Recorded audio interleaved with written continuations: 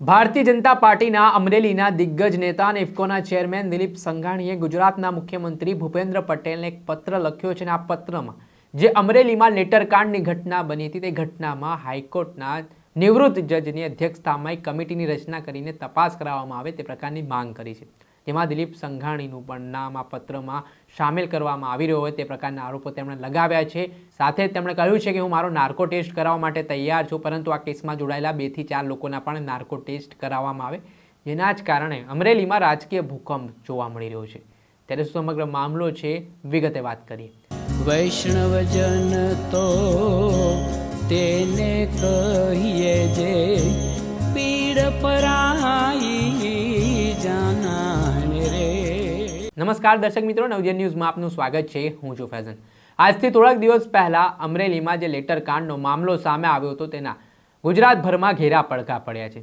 આ ઘટનામાં ભાજપમાં જે આંતરિક જૂથવાદ ચરમસીમાએ જોવા મળ્યો હતો, ભાજપના એક જૂથ દ્વારા ધારાસભ્ય કૌશિક વેકરિયા વિરુદ્ધ એક ગંભીર આરોપ કરતો પત્ર વાયરલ કર્યો હતો, તેના જ કારણે રાજકારણ પણ ગરમાયું હતું। આ મામલાના સંદર્ભમાં ભાજપના નેતા દ્વારા જે પત્ર વાયરલ કરનારા ભાજપના નેતા છે તેમના વિરુદ્ધ ફરિયાદ પણ નોંધાઈ હતી, જેમાં પાટીદાર સમાજની યુવતી પાયલ ગોટી સહિત અન્ય 3 લોકો મળી ટોટલ 4 લોકો સામે ગુનો પણ નોંધાયો હતો અને તેમને જેલ જવાનો વારો પણ આવ્યો હતો। આના જ કારણે જબરજસ્ત રાજકારણ પણ ગરમાયું હતું।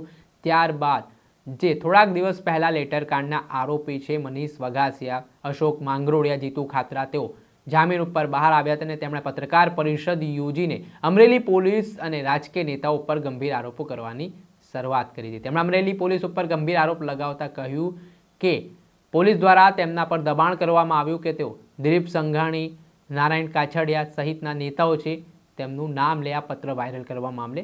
ત્યારે આ ઘટના સામે આવ્યા બાદ હવે ઇફકોના ચેરમેન અને ભાજપના દિગ્ગજ નેતા દિલીપ સંઘાણી મેદાને આવ્યા છે। તેમણે આ મામલે આજે ગુજરાતના મુખ્યમંત્રી ભૂપેન્દ્ર પટેલને એક પત્ર લખ્યો છે, જે પત્રમાં તેમણે અમરેલીના લેટરકાંડના મામલામાં સમગ્ર મામલાની તપાસ છે તે હાઈકોર્ટના નિવૃત્ત જજની અધ્યક્ષતામાં એક કમિટી બનાવીને તપાસ કરવામાં આવે તે પ્રકારની માંગ કરી છે। સાથે તેમણે કહ્યું છે કે મારું નામ ખોટી રીતે જે ઉછાળવામાં આવી રહ્યું છે તે મામલામાં હું નાર્કો ટેસ્ટ કરાવવા માટે તૈયાર છું, પરંતુ આ કેસમાં જોડાયેલા 2 થી 4 લોકોના પણ નાર્કો ટેસ્ટ કરાવવામાં આવે।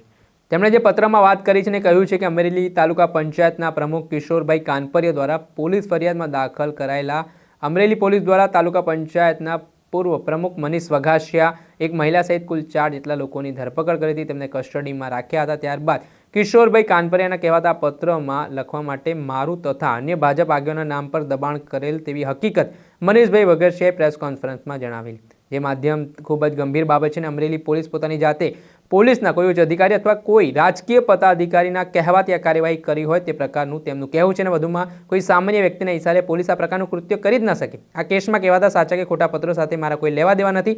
આ બાબતે સત્યતા બહાર લાવવા માટે મારો નાર્કો ટેસ્ટ કરવામાં આવે તે પ્રકારની માંગ સાથે તેમણે ફરી એકવાર અમરેલી પોલીસ ઉપર આંગળી ચીંધી છે અને ઉચ્ચ અધિકારીઓ અને કેટલાક રાજકીય નેતાઓ તરફ દિલીપ સંઘાણીએ ઇશારો કર્યો છે।